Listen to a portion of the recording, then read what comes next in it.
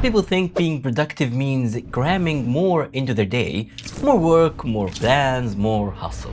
But that's why they burn out, feel guilty and still feel far from Allah, because they are trying to manage time, not purpose. So real productivity isn't about discipline, it's about alignment. Aligning your time, your habits, and your energy with what actually brings you closer to Allah Azza wa Jal. So at first you tell yourself, I just need more time, I just need to push harder. You try to pray more, study more, fix your habits, but it never lasts. It's not because you are weak, it's because you have built your life in a way that fights your own goals. You scroll before Fajr, you study in caves, you plan your day around people, not purpose. Then you call it lack of discipline.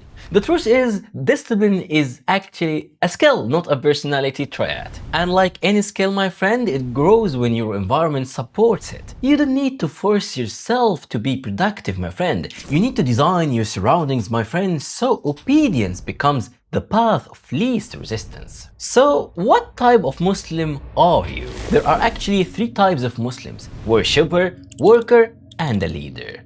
So every believer has the same 24 hours, but not every believer uses those 24 hours the same way. Some people spend the day building, creating work, projects, content, or family routines that serve Allah Azza wa Jal. Others spend it managing, guiding people, helping, teaching, and leading.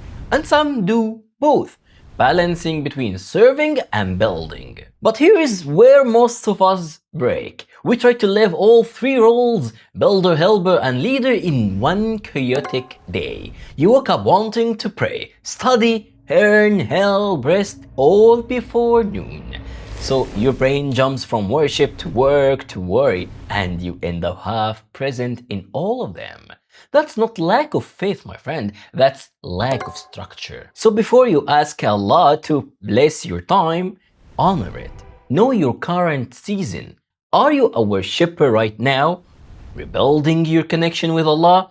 Or a worker, building skills, income, stability? Or even a leader, helping others grow? So when you identify your season, my friend, your schedule stops fighting you. You stop chasing balance and start creating harmony.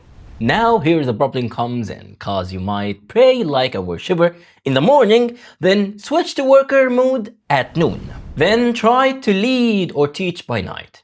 So each role drains a different kind of energy. So when you mix them without boundaries, your salah feels rushed, your work feels shallow, your dua feels empty. Therefore, stop switching every hour, my friend. Give every role its own protected time. So when you worship, you are fully there. When you work, you excel. And when you lead, you inspire.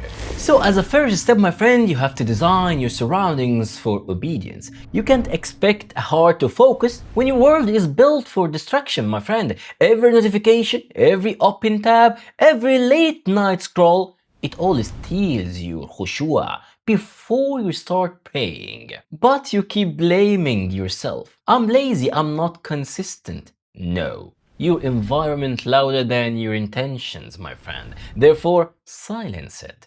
Build spaces that pushes you toward Allah, not away. A quiet corner for Quran. Phone out of reach at Fajr. Even 1 hour a day where the world cannot reach you. That's how discipline grows. So the second step is to plan your week for Allah, not randomness. So most of people start the week reacting to work, messages, problems. By Friday, they wonder why nothing meaningful got done. So a believer doesn't live on autopilot. They plan with niyyah. Even the Prophet, peace be upon him, would prepare before every journey, every prayer, every battle with purpose. Therefore, take 1 hour every week, my friend. Look back at how you spent your time. Then look ahead and ask, what moments this week will bring me closer to Allah? Plug them like appointments with the one who gave you time. Then the third step is to remove what slows you down. You keep asking Allah for barakah in your time, but you actually filling your day with what drains it. Pointless scrolling, empty talk, late nights. So barakah doesn't appear in chaos, my friend. It grew where you make room for it. Therefore, start removing, not adding. Say no to what steals your focus. Theme your days, one for learning, one for serving, one for rest. When you clear the noise, your heart finally hears guidance. So at the end, my friend, your calendar is your legacy. Every believer asks Allah for more time, more peace, more focus. We beg for barakah in work, in salah, in life. But barakah doesn't come from wishing, it comes from alignment. When your schedule honors what Allah loves, He multiplies your hours in ways you can't explain. But when your time serves everything except Him, even 24 hours won't feel enough. Therefore, start small, design 1 hour a day for Him. Protect it like you protect your job, your phone, your sleep. Cause your calendar isn't just a planner, it's your legacy with Allah Azza wa Jal. So if this reminded you what truly matters, subscribe now. So you and I can keep rebuilding our lives around Allah, not away from Him.